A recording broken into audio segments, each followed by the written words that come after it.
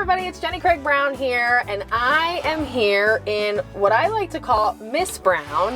This is a 1981 Ford F-100. Adam's going to tell us a little bit more about it, but I bought this truck as something to learn how to work on vehicles with, and I came to Currie Ford today to hopefully learn a little bit more about the truck itself, the history behind it, and maybe look at what today's sort of version looks like as well. So Adam, introduce yourself and tell us a little bit more. Hi guys, I'm Adam here with Currie Motorsport of Valpo. Today, obviously, we're sitting in this 1981 Ford F-100, and you can see it's got the beautiful nutmeg interior, and it's got the chamois brown on the exterior of the vehicle as well. Ford actually began the F-Series back in 1948 when they brought out the F1, and then in 1953, they switched over to the Ford F-100. They ran the F-100 all the way up until 1983, and in 1975, they brought out the F-150, which is kind of more of the truck that we see today. Obviously, there's a lot of differences between the 1981 and what we have here now in 2024, as a lot's changed over the 40 years, such as the manual transmission is no longer offered in the F-Series truck. Things like that, but a lot is different, and we're going to take a little bit of a look at that today. AC back in the 1980s was an option, and you can see that this one here does have the air conditioning unit in it as well. The instrument cluster is totally different. Obviously, now they've gone full digital versus having all the analog gauges and everything like that, so there's quite a bit. And do you know anything on, this is the Explorer model. Mm-hmm. I only know that because it says so on the front of the truck on the hood ornament. What does that mean? So the Explorer was pretty much a trim level, which you could actually get the Explorer in 4 different packages. They had A, B, C, and D is what they labeled them from the manufacturer, right?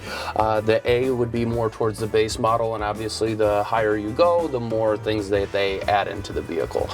Different kinds of badging, like some of them will say Ranger on the side, some of them will even say Ranger XLT. You'll notice that in the C and the D packages, and so on and so forth. Okay, that's interesting. Great to know. Well, let's check out the Ford. So as you mentioned, they stopped making the Ford F-100. I think you said 85? 1983 was the last year for the F-100. 1983 was the last year. So let's check out what would be comparable today, which would be probably a new Ford F-150, correct? Correct, yep. I'd love to see it. All right.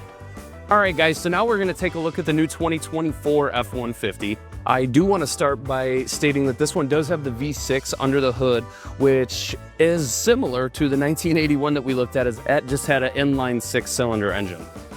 This one does have turbos on it, which is going to be different from the 1981, and that takes this one up to about 325 horsepower and 400 pound-feet of torque, so you get plenty of performance out of these newer F-150s here as well. Also, you're going to notice Ford's badging. It does look a little bit better now than it did back then. Ford has also added in a lot of stuff like tow hooks and things like that to make it a little bit more functional. Obviously, you'll notice the headlight design has changed over the years. As we work our way around to the side, they did have to add in some running boards on some of these things, as they do sit up a little bit higher than they used to.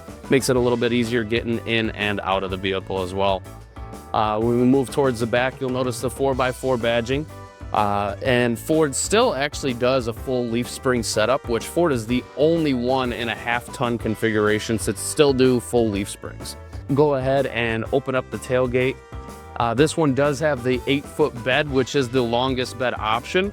And they've also built in some tie-down points in these, which they didn't do back in the day as well. When I open up the fuel door, you'll notice here that they actually have a full capless fuel system. Once again, a little bit different than the 80s. This is a design that they basically stole straight from NASCAR. It's self-pressurizing and anti-siphoning, so nobody can put anything in and nobody can take anything out.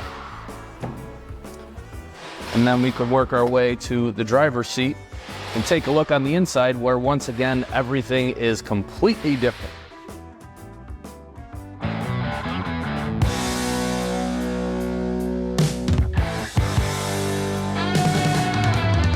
All right, guys, so after taking a look at our blast from the past with the 1981 F-100 and showing you a new F-150, we decided we also wanted to show you a little bit of what we can do with the F-150 these days as well. So I'm going to start by going ahead and popping the hood.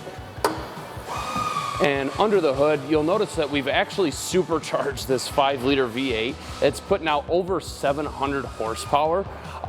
Just one of the performance things that we could do with the vehicles, and I'm a huge sucker for it. I'm gonna go ahead and shut the hood, and we'll take a step around and look at some of the other things as well.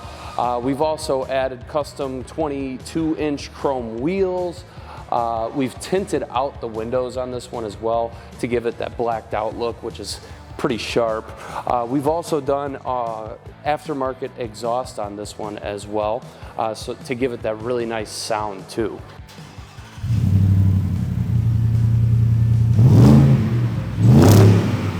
All right, and lastly on the truck, I'd like to point out the bumpers right down here as well. This is an XL F-150, which is kind of your base model. So on the base model, obviously they like to do a lot of black stuff. But on this one here, we've actually color matched the bumpers to the rest of the truck as well. Just one of the additional things that we can do to kind of give it that better sporty, good look to it as well.